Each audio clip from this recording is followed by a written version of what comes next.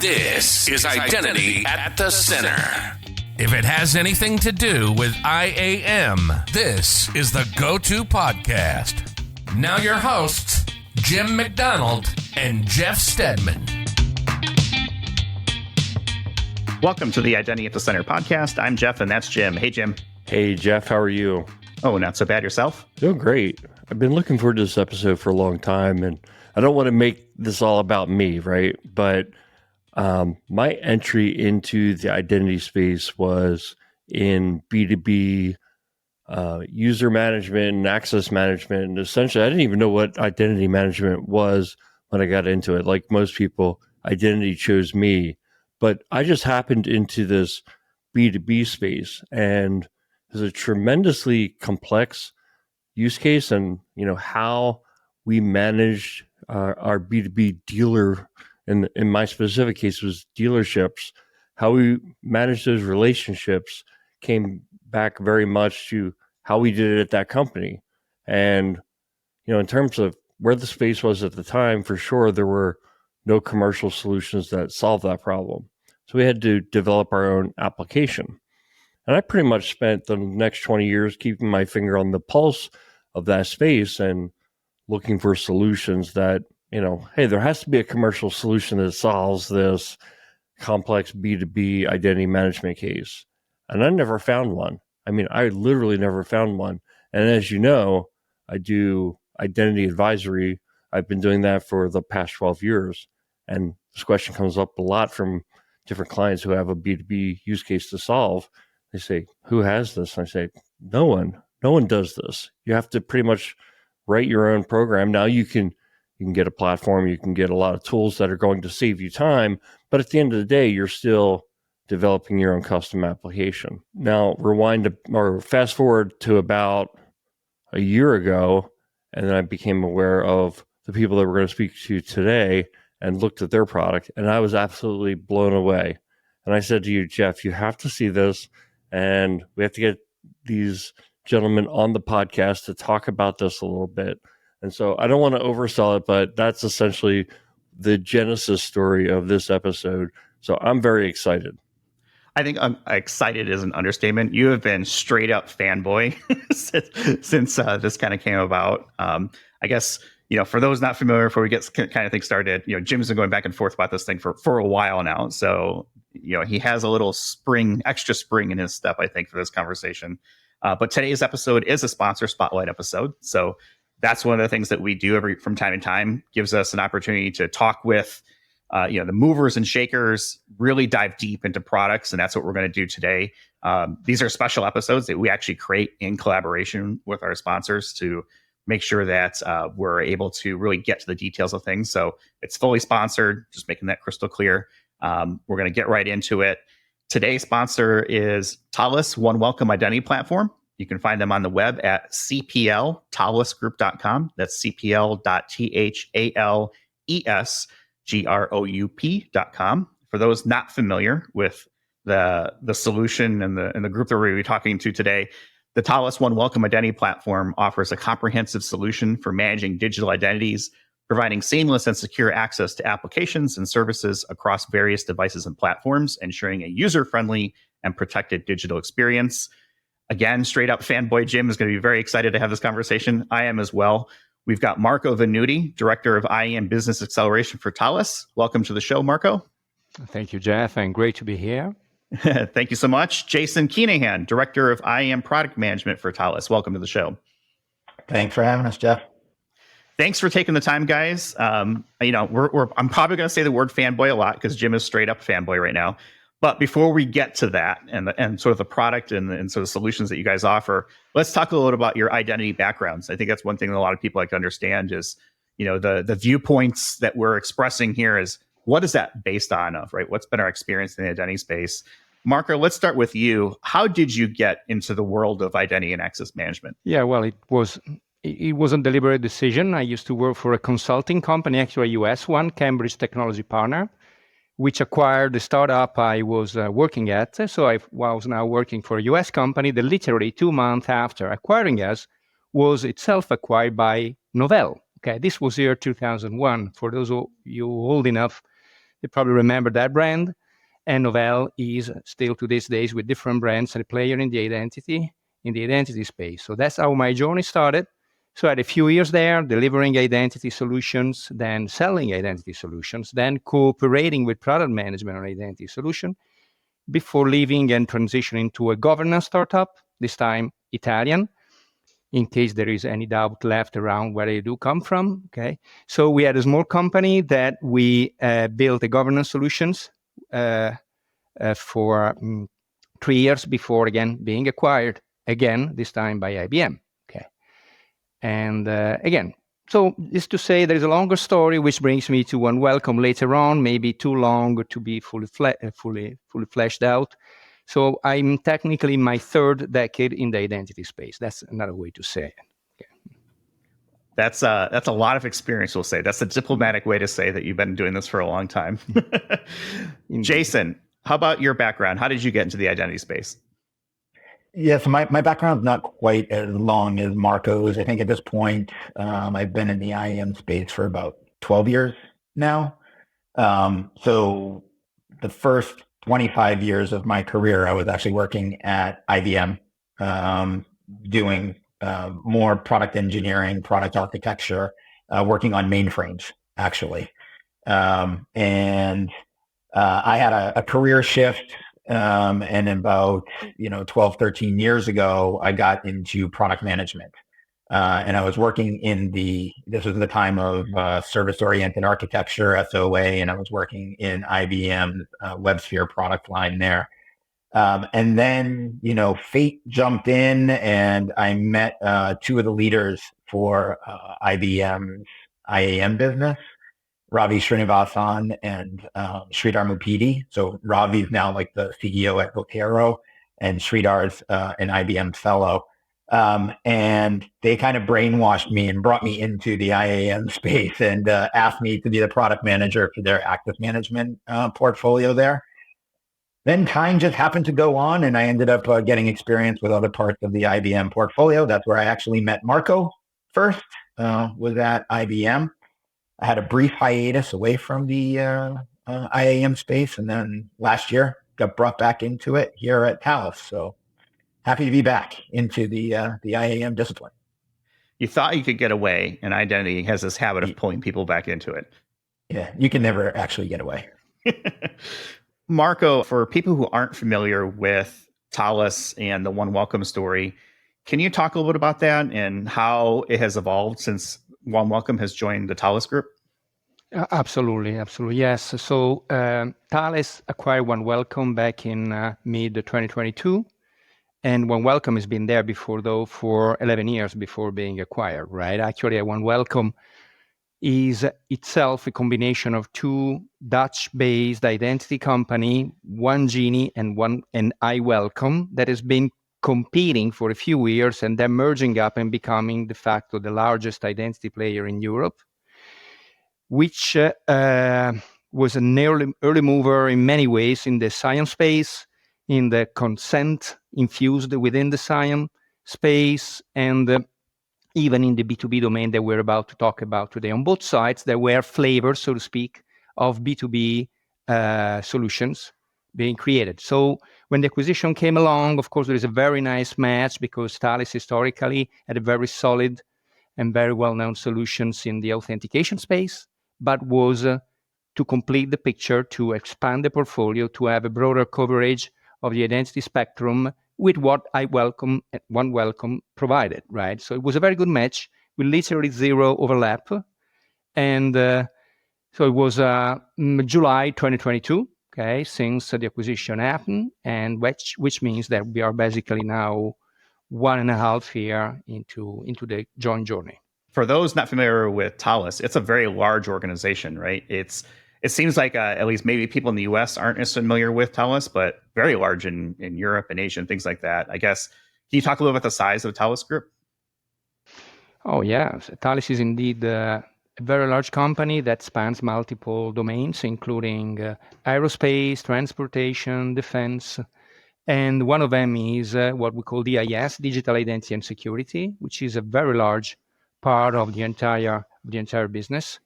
We have a presence in 80 countries, roughly, okay? And we are about 80,000 people overall.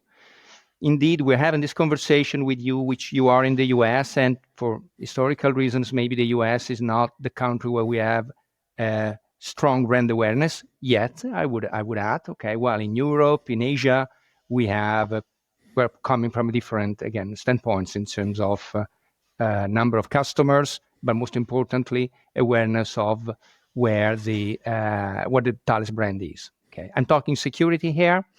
To these days, Europe is still slightly larger than US, which is, again, just a reflection of the recent acquisition. Okay, probably going to be reverted very, very soon.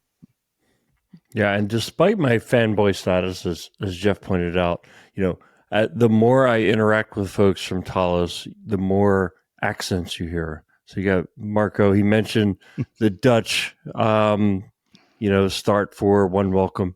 Obviously Thales is heavy in France. I mean, I've watched videos where I hear German accents, and I mean, it's all over the board. But we also have Jason, clearly got the U.S. accent, right?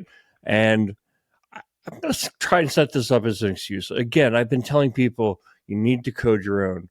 And I came across, this is how I found out about OneWelcome, was I came across a Kupinger Cole report on CIAM. And they talked about this company, OneWelcome. And in my defense, I mean, you look at these reports and there are a lot of companies listed, and a lot of them are very regionally focused solutions. And if it's not the region that you spend most of your time in, maybe you gloss over. So you may have been there for multiple years and I missed it, but going through that report, I was like, I'm going to do some further research. And then the more I dove in. So I guess the lesson learned is when you see organizations sometimes listed in those, it makes sense to do further research. But certainly glad I learned about this, because I really feel like this B2B space has been underserved. I mean, we hear about CIAM, customer IAM, and in a lot of the B2B scenarios, the business to business, that second B is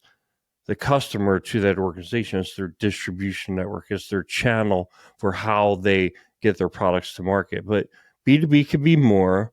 And I also think that the term B2B can also have specific connotations based on the vendors using it. For example, Microsoft has a B2B platform. That's not typically how I thought of B2B because of my background, and like B2B was really about channel. But before, again, not making this podcast about me and my experience, let me ask Marco, could you just for the audience define B2B IAM and explain how it's different from B2C and B2E? Absolutely happy to do that. It's indeed, it requires a definition because different people mean different thing. It's a bit of an overloaded term. So for us, B2B means, of course, a byproduct of the digital transformation. So let's set the stage first in terms of context. You have an organization. The organizations, of course, have relationships with other organizations, which might be customers, meaning B2B customers. That's one type. But it might well be that is a go-to-market intermediary. Is a good example, for instance, is just thinking for a second around insurance, is brokers. Brokers are independent company, which are companies made of people, okay, and they're not customers. They are in the middle before reaching customers, right?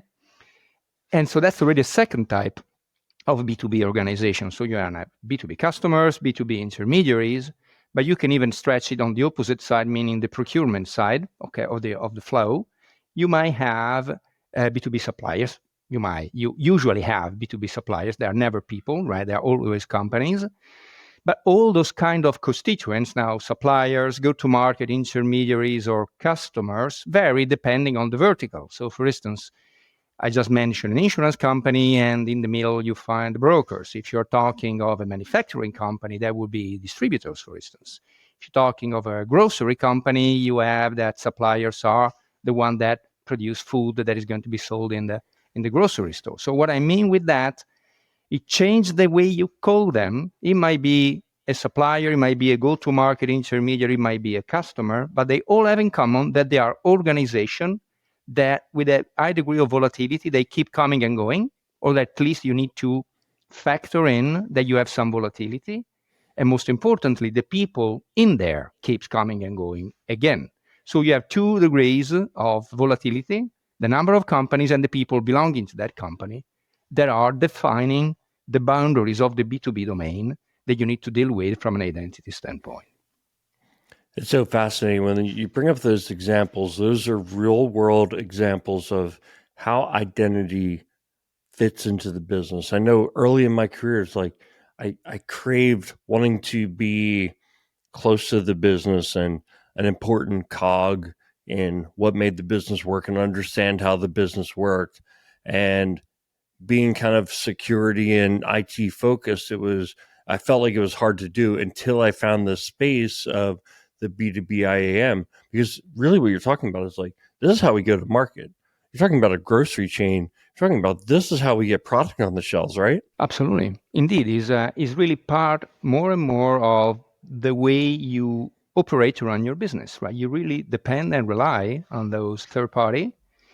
And the reason why we're having this conversation is because more frequently now than before, as an organization, you centrally operate some applications which are instrumental for the way you operate your business. And those applications need to be delivered access to people which are not belonging to your application, but rather to another one. Okay. So this is, in a way, an extension from the traditional B2E approach, where you had people coming from the HR system and now being required to deliver fine-grained access to some applications. You now have that typically in a larger number of people belonging to a significant number of external organizations that you don't know. They come in with an identity which is not as trusted as the one coming from the HR system. Okay, so again, there are implications in terms of onboarding, implication in terms of access granularity delivered, okay, which are specific of the B2B domain. Yeah, I think the other thing is, even like from a practitioner perspective, it's how do I build an ROI? How do I build a business case for making an investment in my IAM project? Well, it's you increase revenue, you decrease costs, or you decrease risk. So most security projects decrease risk.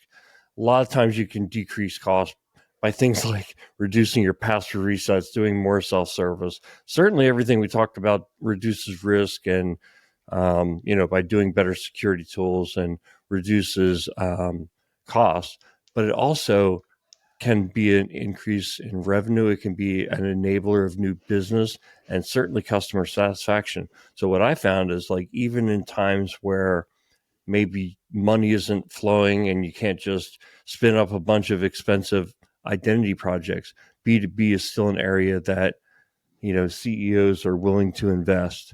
And this is, Jason, I wanted to bring this to you because, I feel like I just found out about OneWelcome recently. And to me, this is like a solution that's totally different than anything else I've seen in the market, right? This is an area I study again.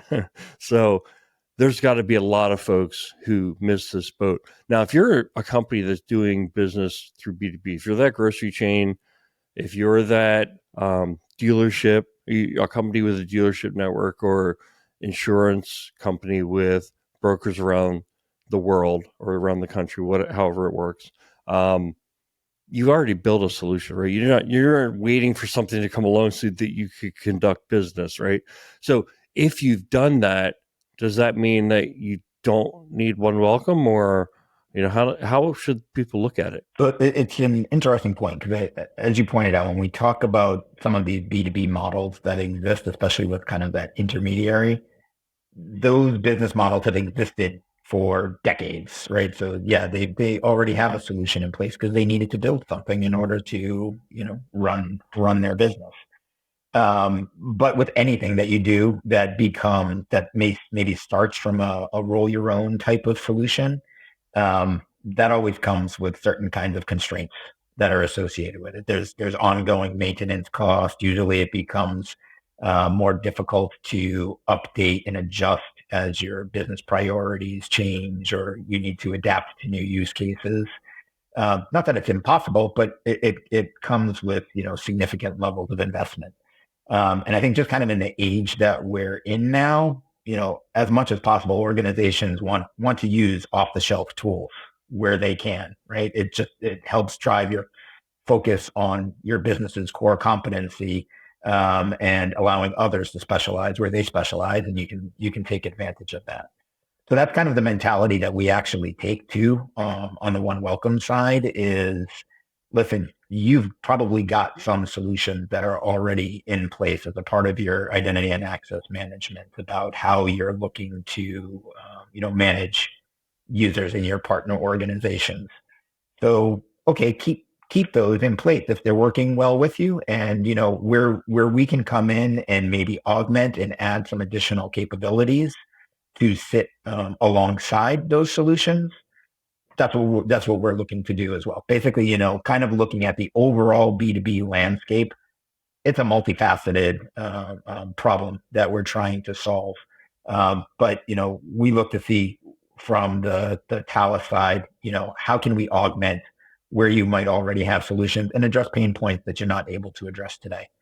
One of those that we see most often is around the delegated user management part of the B2B problem, where we haven't seen, a lot of good kind of off-the-shelf solutions for that. And, that's an area that we think we can definitely bring additional value in ourselves as well. Yeah, that delegated management use cases. I mean, to me, that's the one that sticks out with a blinking light, and you can't ignore it when it comes to B2B. It's for the most part, everything else is, I think, maybe the small gap, but it's that delegated administration. It's such a critical use case because it's foundational to how B2B works, especially when you have larger organizations on the other end of that B2B transaction. But I think everybody starts their journey. No one just says, we're going to build, right? They do either build versus buy analysis, or they start out with, we just want to buy something. And the go-to, I think, has been, all right, people kind of get B2E and B2C, right? They're different. And I think people generally start down the B2C route, right? Because they think B2B, those people are outside of my company. So they're kind of like customers. As a customer I am, let me look at, the Auth0s of the world, the ForgeRocks of the world. What's different about what you do than those solutions? That's a very good question, because indeed you already touched on that, right? So B2B is slightly different, and you can approach that coming from the B2E angle or the SIAM angle. To me or to us, the answer is that actually is a combination of the two. It cut across and has commonality with those two domains. Let me be a bit more specific. We assisted to customers which were now coming to us because they tried to approach the B2B problem, assuming that as they already were running a governance solution, so they already had what they needed to manage the delegation process for those external users. Well, it was the case, though it was completely lacking the onboarding part. So they found out the hard way that it was not enough. Okay, they need something more. And it was the other way around. Customers running already a SIAM solution. So while we're good for the onboarding, we can manage, we can build a user journey to onboard with the right level of assurance those users, which are not belonging to our employees' ecosystem. They are externals. And then we need to manage them. Wow. But now that means that we are managing that ourselves rather than being able to offload that burden on them, on that organization, one at a time, right? Delegating. So on both sides, you miss something. Okay. So it feels like the taxonomy that we are operating under in terms of identity industry since 20 years now, okay, is built around pillars, the governance pillar, the access pillars, now split in the SIAM, okay, while B2B is kind of cutting across. It requires a flavor of multiple of those, okay, and that's why we are talking B2B here, but in a way, it's a combination, so to speak, allow me, of governance capability, light governance capability for what we call delegation management. That's where it's closer to, okay? Very, very light, but still closer to governance than to access, okay? And you still need the onboarding. So you need the two of them to do the job. And hardly ever you find them combining single integrated solutions. So back to your point, to reduce the need for integrations, to renew the need for custom development, there are not that many products around which are already designed for this sort of use cases, which are uniquely featuring that combination of capabilities. Yeah, and I want to go back to this delegated administration because, like I said, it's the blinking red bulb of B2B. And I want to understand how you approach it. But first, I want to throw out an example. So this is a client that I recently worked with who had a B2B scenario where they were doing business with a large grocery chain, in fact, and to do the delegated administration, they created an organization for each grocery store, right? And then if they had people who spanned that organization, they manually added that person to have entitlements over that specific organization. So there was no hierarchy, is I guess what I'm saying, and there's no dynamism to it, right? If that person left, they'd have to be removed from each one of those organizations. The new person would have to be added in their place. That's not how you guys would have handled that problem, right? So Marco, do you want to kind of get into contrasting, take that scenario and kind of go at it, if you would.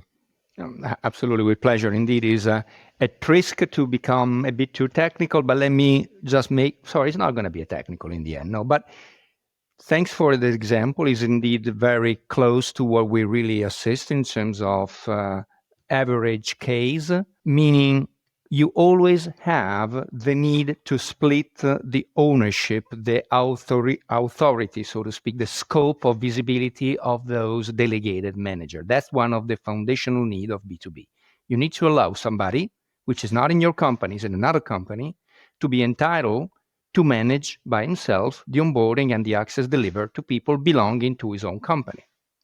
Though the company is not a big bucket, single, unqualified, can be itself structured. So that's where the notion of hierarchy might kick in. So you need delegates and subdelegates, which are splitting the task, among them, still belonging only to that specific master company. Or maybe it's more complex. You have a combination of different business dimensions, so to speak. One is the organizational dimension, another could be a geographical dimension. So you might need to have a delegate which can manage people as soon as they belong to that company and are in Europe. And I'm just making a simple example here. Reality tends to be more complex than that. That's why what defines a proper B2B friendly capability in a product is also the ability to, in a point-and-click fashion, model those different dimensions to slice and dice the responsibility across different people. But doing that without creating a separate tenant for each organization, without even involving the IT to make it happen. If a new company, if a new B2B entity joins tomorrow, I don't want to involve the IT. I want a business user to be the one onboarding that organization. That's the key thing. Who is the persona that you involve, not just to be deliver access, but to maintain the life cycle, the coming and going, not just of the people, but also of the organization, the B2B organization in the first place. Yeah, I think I wanted to make this one point. I know this might sound minor to people, but it's kind of a big deal because I think when folks look at solutions, sometimes they say, "Oh, you call our customers organizations, right?" And we don't use that term around here. Reject. In other words, your product can't do what we want because you call things differently than we call them. And I'm not saying that's right, but it is how the human mind seems to work.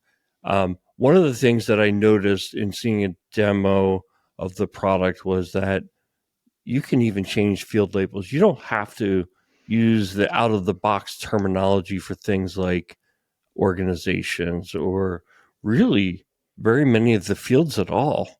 You can call them what you want to call them. And I think part of that also is that, you've got some language capabilities within the product. So I did want to point that out. Feel free to comment on that. But I also wanted to kind of transition into a discussion around self-service and what are some of the key self-service capabilities in the platform and how you go about addressing those? Yeah, well, that's indeed a very important feature. I just mentioned that to be addressing the right persona for the job is fundamental in B2B. In traditional solutions, and I'm back to the analogy with light IGA or IGA, right? All you can translate is the name of roles you deliver for people. That's the notion, and the language, the localizations. But as you mentioned, people tend to refer to those metaphors in different ways. So maybe we don't call them roles, we call them entitlements. Or maybe that's not a group in our language, that's a structure. I mean, and you cannot come up with a dictionary which pleases everybody. There is no such a thing, okay?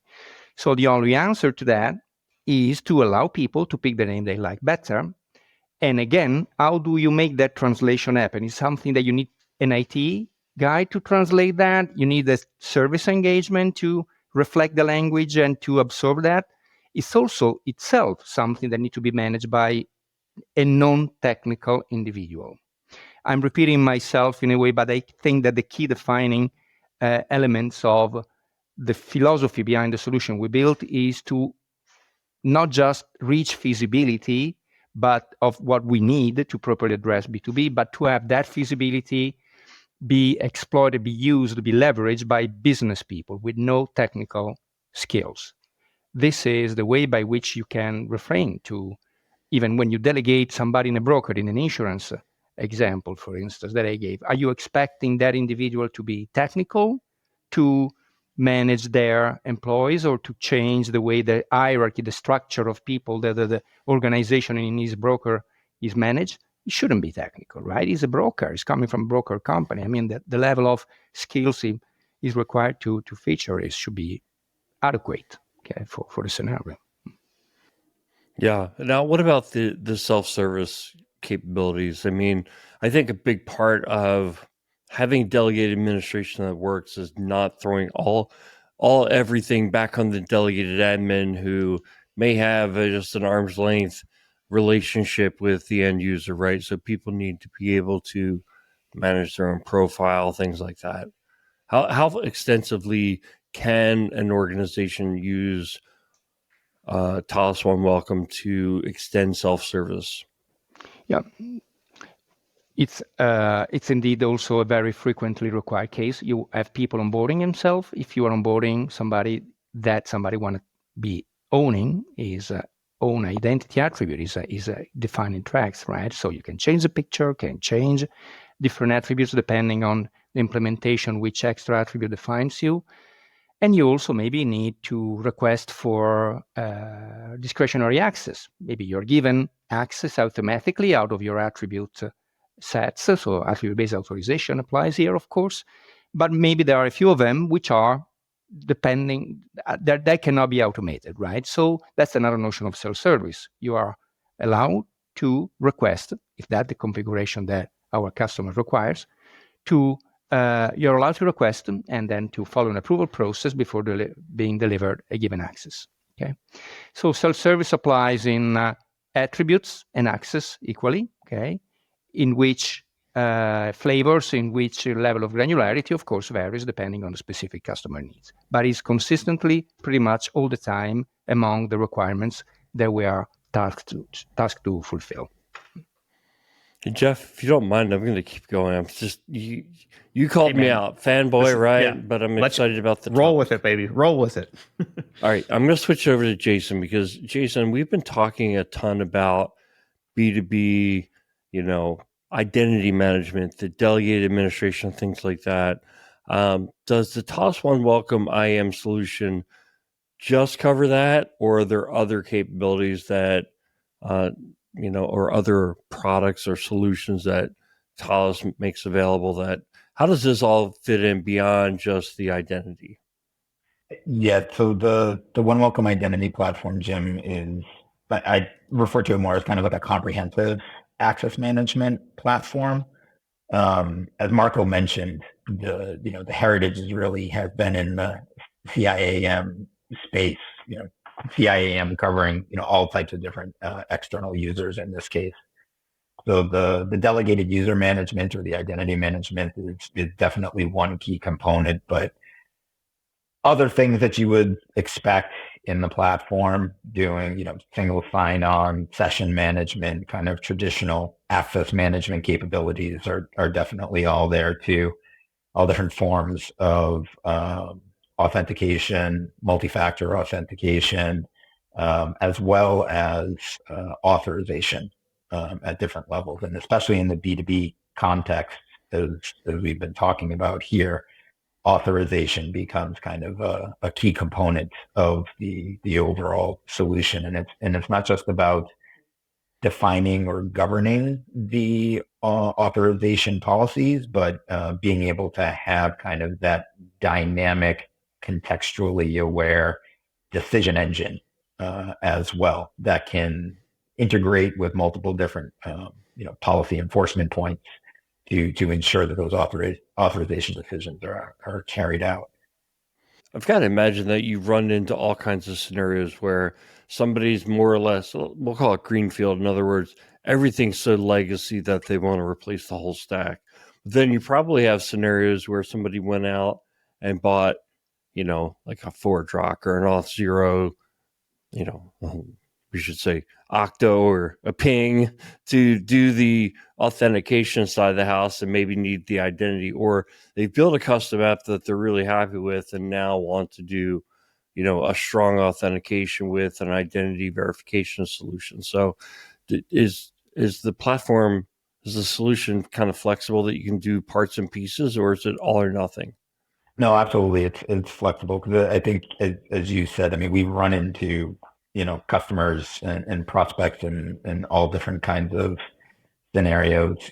Some that are looking to, as we talked about earlier, augment what they have to solve kind of a very specific slice of the problem. Others that are, maybe looking to fully replace, and that's fine too. But then there's others that are more greenfield, which we haven't talked a lot about here, but Marco mentioned earlier on around kind of that overloaded buzzword of digital transformation, kind of driving some of the B2B. I mean, so as more businesses are kind of digitizing their operations, we do see some that are venturing into areas that of new ways that they want to do business and engage with other organizations, what I refer to as like these collaborative networks. And in doing so, they are looking for, a solution from scratch or in totality, right? And then in that case, we try to help them not just with kind of the piecemeal parts or the individual modules, but bringing together the entire solution as well. Yeah, one thing with this episode, in looking at the OneWelcome Thales solution or Thales OneWelcome solution, I felt like there was just so much there that I was afraid of, like, hey, let's talk about these 10 different things and spend 5 minutes talking about each one, including B2B, right? So we're focusing on B2B, but I also wanted to mention like this piece I saw was called It's Me, and it was like identity verification. And then the fact that you're a company with roots in European Union, there's just such a heavy privacy focus as well. So I think if, I got to think that, either from an industry perspective or somehow your company footprint is geographically, where things like identity verification, things like privacy really jump out. I mean, do any examples come to mind for you of that? Yeah, absolutely. So, I mean, the concept of privacy is, I think it's just in our DNA. As we said, OneWelcome comes from the heritage in Europe and, very much focused on supporting complex privacy regulations like GDPR, right?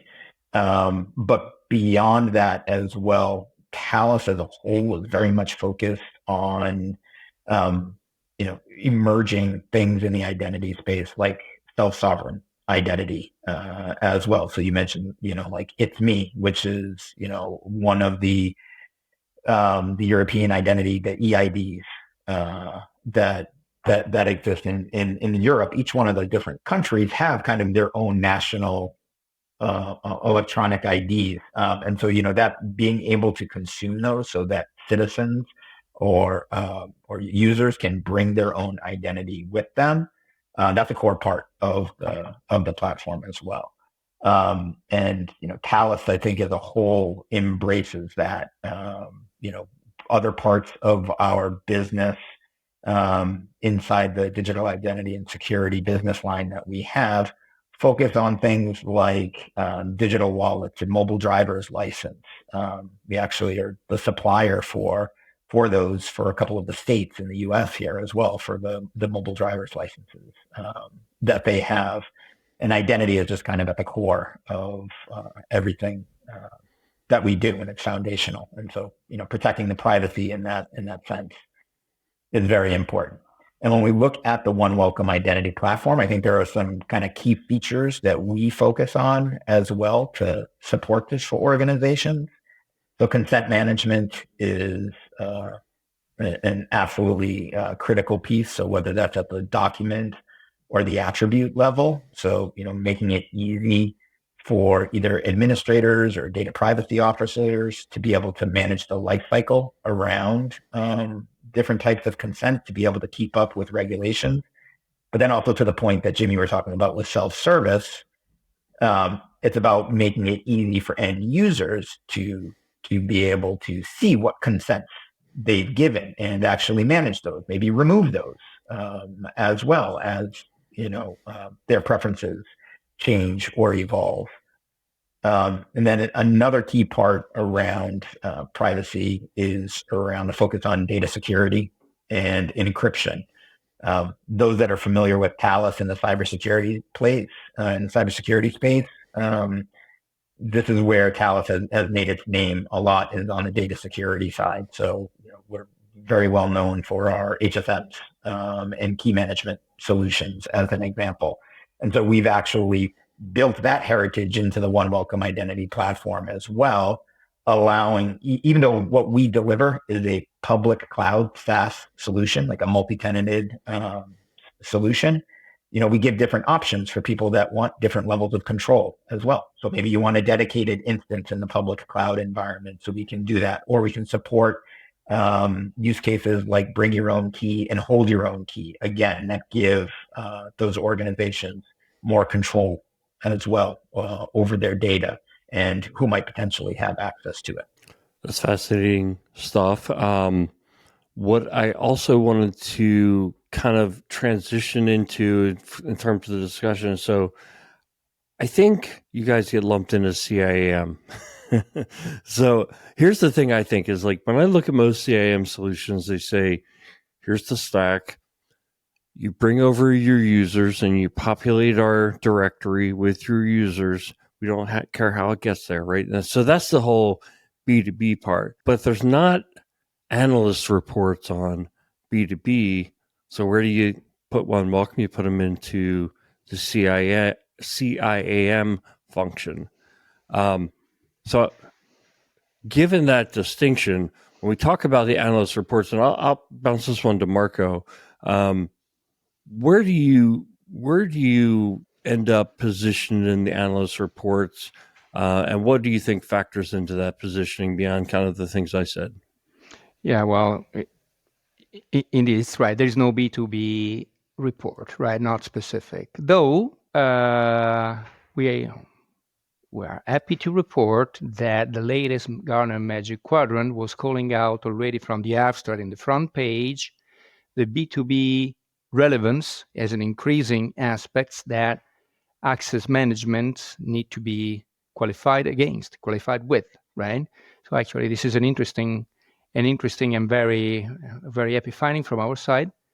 So that is now, I would say, finally, gaining recognition in terms of relative relevance. Why I'm saying finally, because we have been in this space for 5.5 years now, since we started rebuilding our B2B solutions, but a bit struggling in even having a unified way to call it. Now we call it B2B AM. We're already doing that today, right? But if you check what happened up until a few years ago, it was partner AIM, guest user management. There was all sort of naming to reference what we now call better B2B AIM. So back to your questions, we are indeed consistently present in the major analyst reports, talking of the Gartner one, which is the Magic Quadrant for Access Management. We are in the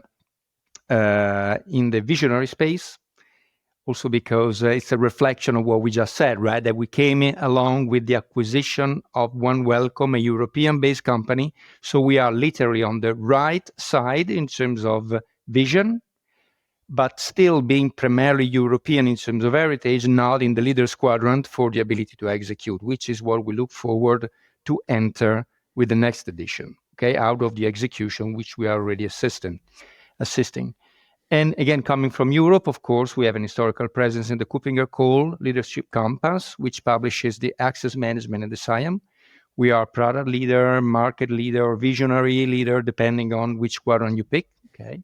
But we have definitely, as you mentioned, present there, along with other vendors, which maybe are historically not so visible in the US. Okay, so we are maybe more than most of them, even more now. So because of the Thales acquisition.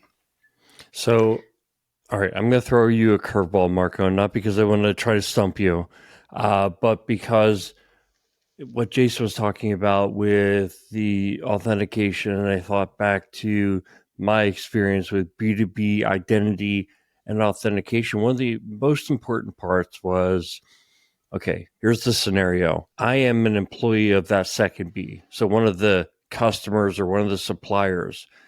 Now, you know, the organization, the main organization, the first B, has a contract with their customers or suppliers, right? Maybe they have contract codes and things like that. They don't have a contract with necessarily those agents of that second B, the people that work there. But the second B, those people are the ones that log in. So they need to bring with them attributes of the organization that they work for. So in other words, like what I would call inheriting attributes of that object, or, you know, gaining entitlements because of belonging to this organization. To me, this is one of the most complex things, and it gets that delegated administration, but it's not about administration, it's about authorization, right? So Is this something, am I just babbling, or does this make sense to you? Is this something you see? This is something we definitely see, and again, is a perfect example of spanning multiple traditionally siloed domain, right? So to answer this kind of scenario would involve a part of a federation story. We federate with your IDP of the second B, and we carry along as part of the way you get in some attributes of your identity record. Which one? The one that we need to identify you, or maybe also some of those that we need to authorize you the right way, because there is an attribute-based authorization, automations of what you now need to get delivered with, okay, which can be automatically computed out of where you belong in terms of geographical placement, organizational placement, or other attributes, right? Or maybe it's more complex than that. It's contextual, so it's partially due to what you are out of your identity record, okay, but maybe also out of how you relate to other people or to other entities. We have cases where I'm allowed to operate as a delegate on another user only if we were jointly working on the same contract before. What's the contract? The contract is not an identity attribute, it's yet another entity that has nothing to do with people, right? So we are now entering the domain of managing fine-grained authorizations out of relationships between entities which are beyond the identity realm, right? Are entering the business object model of what the business operates under, right?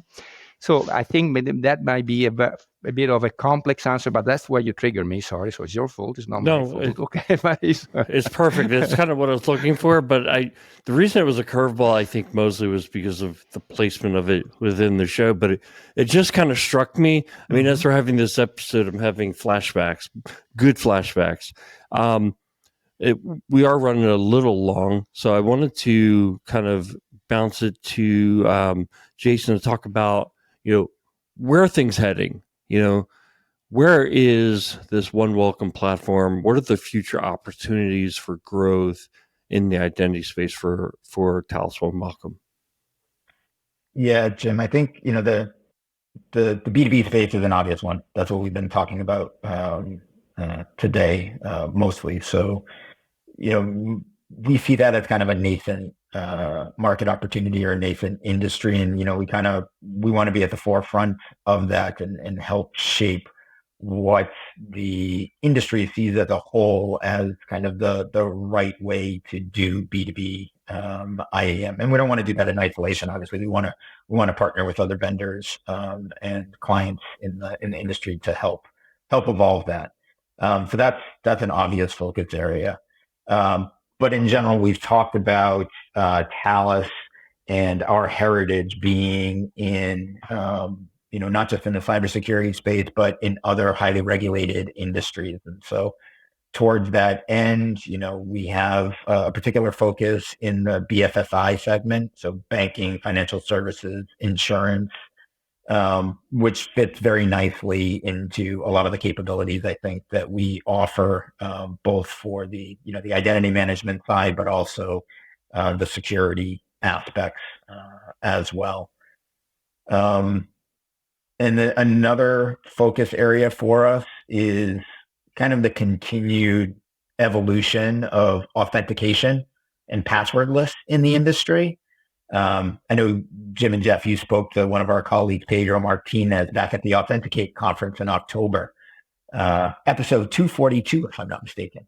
A little plug there for you. And Pedro is one of our subject matter experts in the area of passwordless and pass keys. And again, we think that this is going to reshape the industry around authentication, making it not only easier, but more secure. So again, that's an area that we're going to kind of continue to invest in as well. And then the last thing that I would just say is Thales made another acquisition at the end of last year of Imperva, who you guys might be familiar with, like in the data security and application security space. So we see lots of synergies possible between the identity space, the data security space, the application security space. So, we're spending a lot of research and investment dollars there as well on how do we address new and emerging use cases by bringing identity and data and application security closer together. So it seems like Thales is really kind of developing OneWelcome as this force to be reckoned with in the industry. And I appreciate the plug. Thank you very much for plugging Pedro's show. So well done, professional podcaster Jason. I've listened to this conversation. I didn't want to interrupt fanboy Jim really geeking out about this stuff because he has so much experience in this space. But it got me thinking that, a lot of this sounds difficult to do and do it right. And I guess I want to close the conversation out on what does it actually take to implement something like this? So if I'm going to deploy OneWelcome for my use cases, I guess, what does a typical implementation look like? And I know that's a loaded question because the consulting answer is it depends.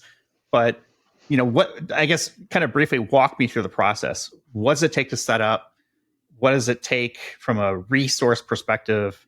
If I'm a customer, what should I be bringing to the table for like roles? Is it all technical people? Are there business analysts, business representation? Do we get the actual B2B people involved as part of this? Help me kind of understand what it takes to deploy something like this. And maybe Marco, maybe that's a question for you. Yeah, happy to address that. Of course, I can answer along the line of what is the approach that our partner system integrators are following. The methodology they usually follow basically split the task into two parallel threads. There is an onboarding orchestration thread. So how do we get the people in? What is the user journey like? What form of authentication? Is there any verification involved? Is there any lookup in some backend system to make sure that you are really you? Okay, so that is more on the SIAM side, so to speak. Okay, in terms of task. In parallel to that, there is another work thread, potentially and very often led by different people, which is around how do we model the split of who can manage and should be managing whom? So what is the delegation model? So how do we segment out of the identity record the scope of responsibility, okay, of different companies, different product line, different geo, what belongs to that segmentation, which is not a technical conversation, is more of a business process and business model type. And also in the same thread, what kind of persona are we looking at? Do we have a delegated manager? Do we have a partner manager? So somebody whose solely job is to onboard partner, but not people. I mean, these are the two parts. So there is an onboarding thread and a delegation management thread. Those are the two things usually in parallel.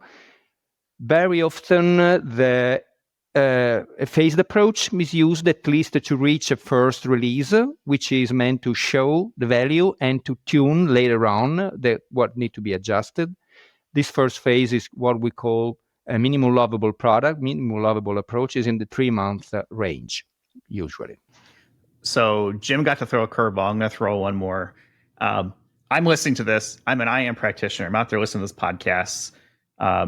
What is the hardest thing about this sort of deployment? And what are things that I should be thinking about as someone in the IAM world out in the business, whatever it may be, practitioner, to say, okay, this sounds really interesting. I need to plan around this thing because it tends to be the hardest part of an implementation. Can you offer any guidance on that? The hardest part, for us, usually the hardest part is to get identified as a provider of that solution that actually exists as a market solution, and they don't need to rebuild that from scratch. So the hardest part for us is actually to be called in rather than to deliver the thing, okay? Maybe I'm not dodging the question. I'm just literally commenting on what is the hardest part for us so far. Going into once we're in, so now we got selected, say, right? And what is the hardest part? The hardest part is usually to, you have, in a way, I do revise a resemblance with IGA, okay, is to understand and to help our customers in structuring, okay, the segmentation of who can do what, okay, in a unified format, okay, because not necessarily that was thought through beforehand. There was no need for it, okay. The fact that you had an help desk, it means that logic was in the brain of the help desk people. It was not built in the solution that now can handle that.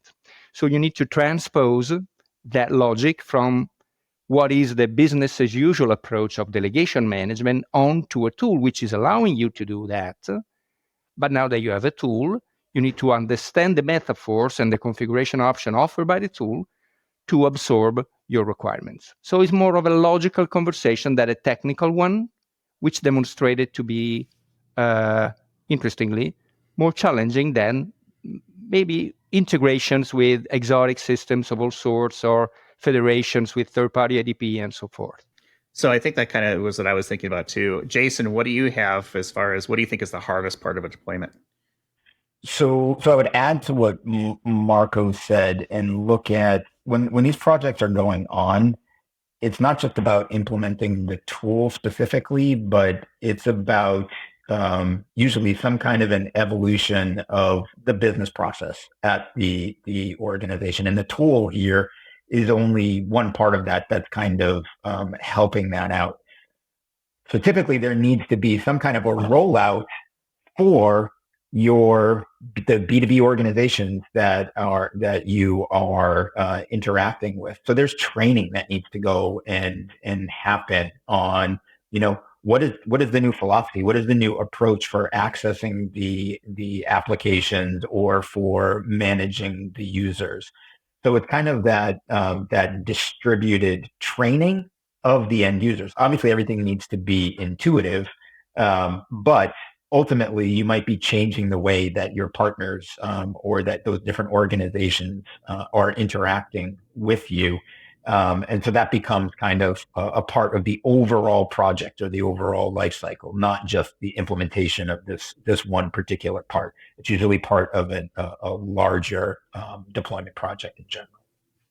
I love those tips because I think those are things that are real world valuable. So I appreciate that. We've got a ton of experience, on this conversation between the four of us. And I want to close out on a lighter note, and maybe not necessarily lighter, but more informative note, let's put it that way, or recommendation note. What's a piece of advice that has stuck with you throughout your career? Marco, why don't you go first? Right. Yes. So the best piece of advice I ever received over my career is definitely from one of my early managers in the identity space. Okay, the name is Marcus J. Kraus. Let's give him the credit. Okay, which apart from being a great salesman, he was very wise in many ways. And his advice was, if you are good at what you're doing, you should be aiming to make yourself redundant. Meaning you should be teaching to others what you're good at so that they can do that without you being involved. Okay, so that was a very sticky thing, and I think makes a tons of sense. So that's what I feel like sharing. I like that. That's good. Jason, how about yourself?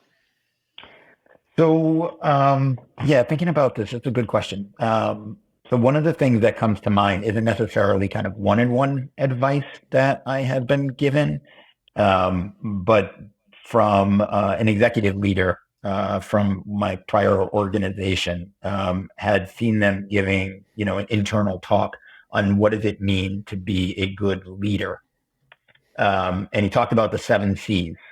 And I don't mean bodies of water, but the actual, like the letter C. So he mentioned 7 things: confidence, calmness, committed, consistency, clarity, constructive, and compassionate.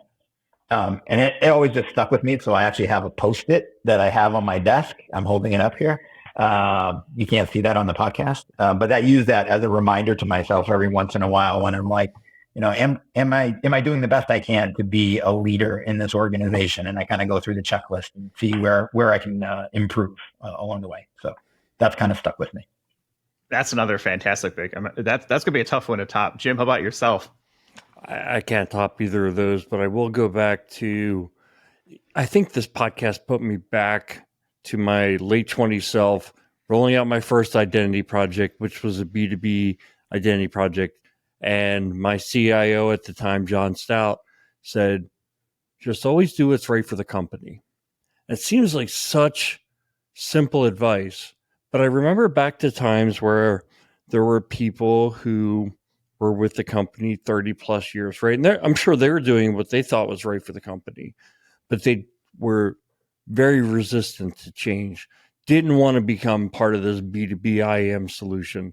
They wanted to do things the way they had always done. And as Jason can imagine, they were from the mainframe era, right? And they ran the order entry applications and things like that the dealers used, and they webified the mainframe, essentially, right? And they didn't want to become part of the IAM solution. And what would have been easier for me would have been just to keep the peace and kind of try to find some kind of watered down compromise solution.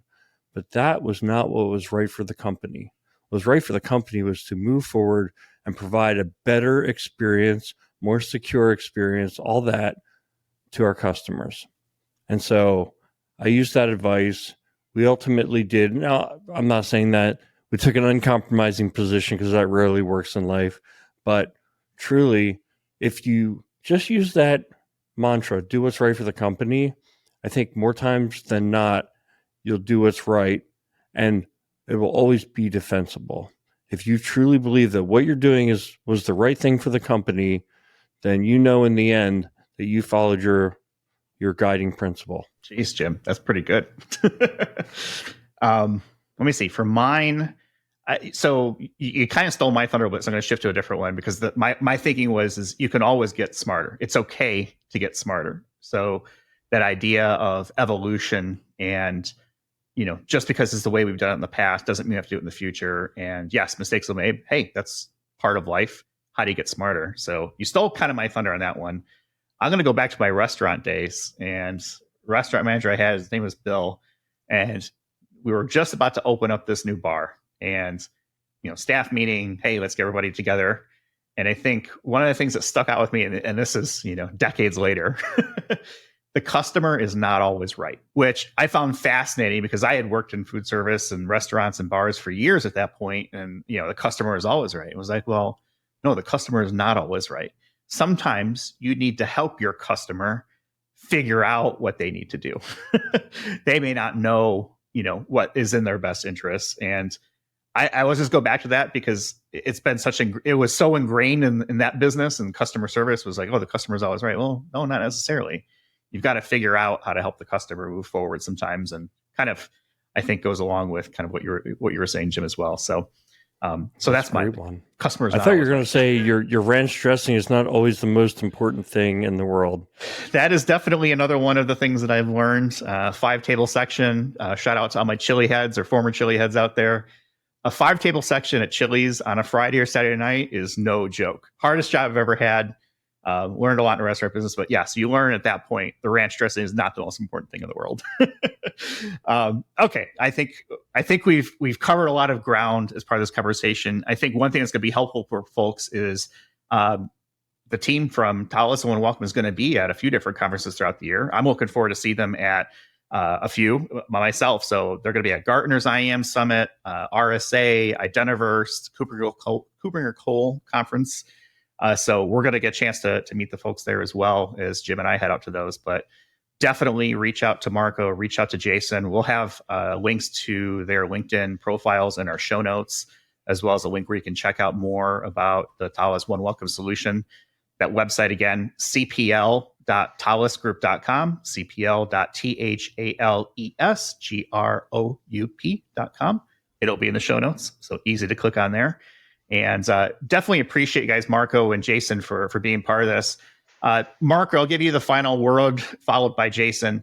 What's one thing that someone should take away from this conversation who's been listening? Well, that B2B exists. It's no longer a blind spot. Okay, you have solutions good to go to make that easy and doable in a matter of weeks. Okay, that's the takeaway from what we just discussed. Okay. That's good. Jason, how about yourself? Final word. Yeah, I think no two situations look alike in the B2B world, or that might be the case on the surface, but there are lots of patterns and lots of institutional knowledges that have been built up to help you solve those problems. So don't go it alone. Look for help, and there's many across the industry who are willing to jump in and lend a hand and lend their expertise. All right. I can't top that. So we're going to end it there for this week. Appreciate everyone for listening. You can find us on the web, IDAC Podcast. That was terrible. Let me do that again. Appreciate everyone for listening. You can find us on the web at idacpodcast.com, at Twitter at IDAC Podcast, and Mastodon, IDAC Podcast at infosec.exchange. So with that, thanks everyone for listening, and we'll talk with everyone in the next one. You've been listening to Identity at the Center. We hope you've enjoyed the show. Make sure to like, rate, and review. And we'll be back soon. But in the meantime, hit the website at identityatthecenter.com and find us on Twitter at IDAC Podcast. See you next time on Identity at the Center.